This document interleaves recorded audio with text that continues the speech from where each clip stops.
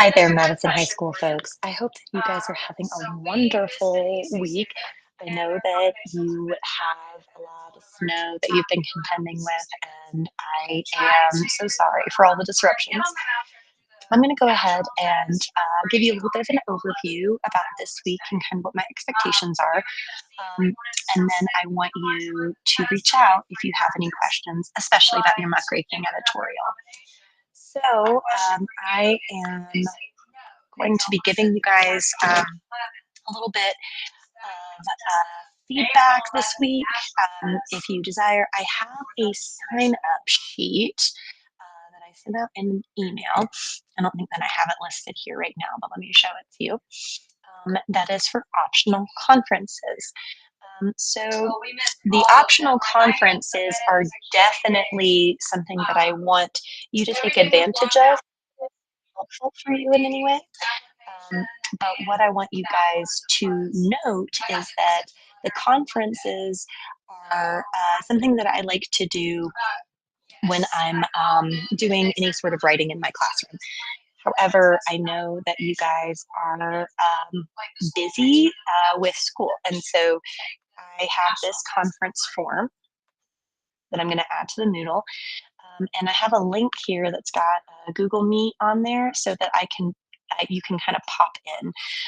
I think what I'm going to do, since today is Wednesday the 25th, is I'll probably have some open office hours tomorrow and Friday so that you can pop on, and I'll just keep myself open. But if you would like to have a designated time, if you could put your link here and your availability so that I can contact you. But I will have open office hours tomorrow, and I'll let you guys know that. Okay, so to move off of that, let's go into what we're doing this week. Okay, so the first thing is since you guys are working on your muckraking draft, we're having a little bit of a light lift in regards to the reading for the week. So this week, I want you to take a glance at modernism. Um, and so I did a smattering of different modernist texts, The Great Gatsby, Carl Sandburg, because we do go to the Carl Sandburg home at my school every year, and it's in Fletcher, so it's not very far. And then Hemingway or T.S. Eliot. So Hemingway, short fiction, T.S. Eliot is poetry, so you can kind of decide which one vibes better with you. Okay, so the big thing that you're doing this week is you are going to annotate, well, a very famous piece by Wallace Stevens called 13 Ways to Look at a Blackbird. And this is going to give you a smattering of modernist types of poetry. And then you also have a creative writing task. And the creative writing task is something where you can kind of weigh on modernism and its tenets, right? And think about these aspects of modernism and create a 13 ways or a 12 ways way to read a modernist poem. So have fun with that, experiment with style and emulation. And then, of course, there's your muckraking editorial final, and that is due on the 1st. So, what for housekeeping, I want you to look. So, I've got some example editorials here that give you a really good example of what I'm looking for and what they should look like. What I would like everybody to do, and I don't have an assignment for this week, so um, I do expect that everybody goes through at least one feedback cycle. And so the feedback cycle here could be a peer review cycle. And I don't have an assignment associated with it. So this is why I am saying that this is a feedback cycle. So you can choose how you want to cycle through it. But these are directions on how to give good feedback for an editorial. And it can also function as a bit of a checklist for you. Now, on the opposite end of that, so if you would prefer to do a peer-to-peer feedback cycle, you can do that, or you can reach out to me and we can have a feedback cycle between you and me. I want you to let me know which one way works better for you and sign up for a conference if that's something that you would prefer. But before your final, you need to have at least another set of eyes on your draft, whatever that looks like. All right. Okay. So now I'm gonna take a take some time for us to kind of walk through modernism, which is the next step in our evolution. So it overlaps quite a bit with the Harlem Renaissance, and so you'll see some familiar names.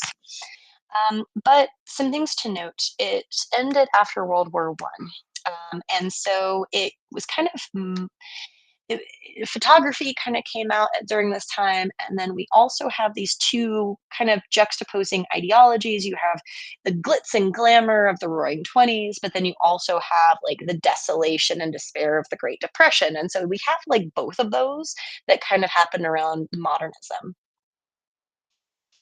So, historical context, we have a lot of technology innovation. There's a fixation on light during this time, and we get the Ford Model T. Theory of relativity comes out, and a lot of social programs start to emerge, like welfare, compulsory school, labor laws. And then we have also this burgeoning psychology with like Carl Jung and Sigmund Freud. And so, like, there's this big kind of shift toward like what we would consider to be like the more contemporary American age of like industrialization and like the go get itness and that individualism. So during modernism, we get a lot of expression coming out in art. You got music, it's avant-garde, and so we are trying to overthrow the status quo. We're trying to like break forms, change them, mess with them, and strip them down to like their most essential images. And so the world wars, the two world wars during this time had a big effect on like the American identity. So alienation, we had frustration, we had disillusionment. And so why trust the past if it caused such ugly, awful things? So some conventions of some pieces that you'll read, and depending on what you choose, there were a lot of breaking of rules during this time.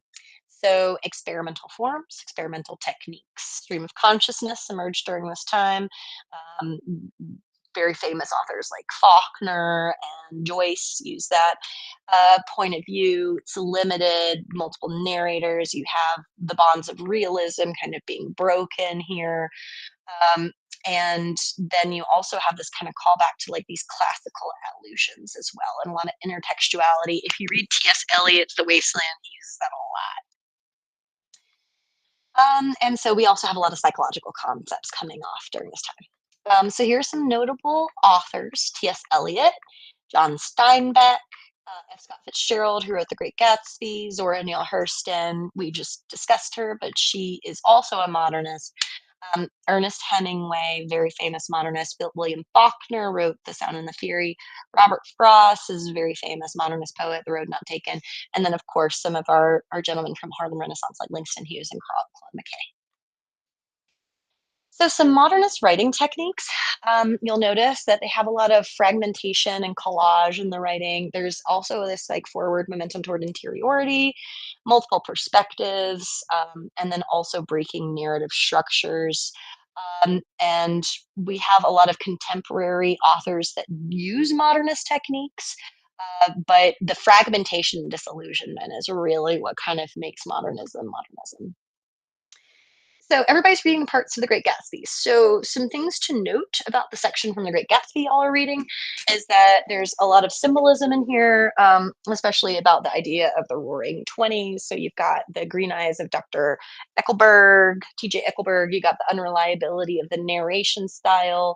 You have the opulence and the glamour of the Roaring Twenties and the decay of the American dream. And also we have this like moral decline and cultural upheaval here.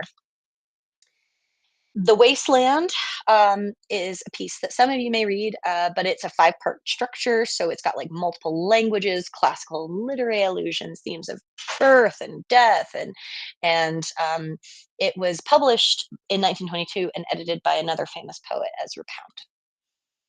Wallace Stevens, who wrote 13 Ways of Looking at a Blackbird, he focused on like evoke imagination and reality's relationship, and he won the Pulitzer Prize in 1955 for poetry. And of course, Ernest Hemingway, one of the most famous American authors of all time. But he wrote using only surface details. So if you read Hills Like White Elephants, you'll notice that there's a lot of conversation about, but not conversation in regards to. And trigger warning, if you read Hills Like White Elephants, they are discussing a very sensitive topic. And so I'm interested to see what takeaway is in regarding what it is that they're discussing and what you think about it. And then Marianne Moore, I'll skip over. I kind of cut her from the week because of the snow. But the last thing I wanted to just show you is some aspects of imagism, which is one of my favorite movements, just because it's all about like laying poems and beautiful images side by side to create like juxtaposition. And it's very much influenced by by Eastern poetry. So if you get interested in some Ezra Pound, it's really fun to look at. Okay. So here are some of my favorite Imagist poems. I've got a Carl Sandburg on here, and then of course the Red Wheelbarrow is probably one of the most famous modernist Imagist poems. Um, so much depends upon a red wheelbarrow glazed with rainwater beside the white chickens. Many and many a debate has come up about the value of that poem, and whether or not it does have value. So I'm interested to see what y'all think. Okay, and so 13 Ways of Looking at a Blackbird is this piece that you're going to read here.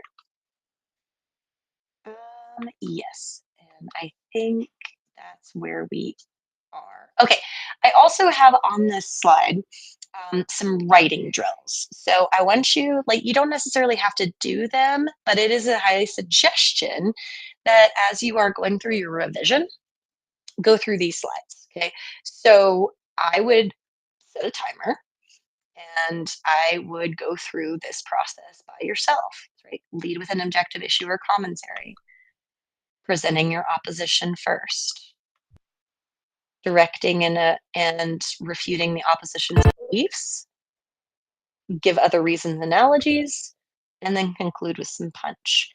Um, if you just need the structure of sitting down and just like writing, please feel free to use that. And on that note, I look forward to seeing some of you.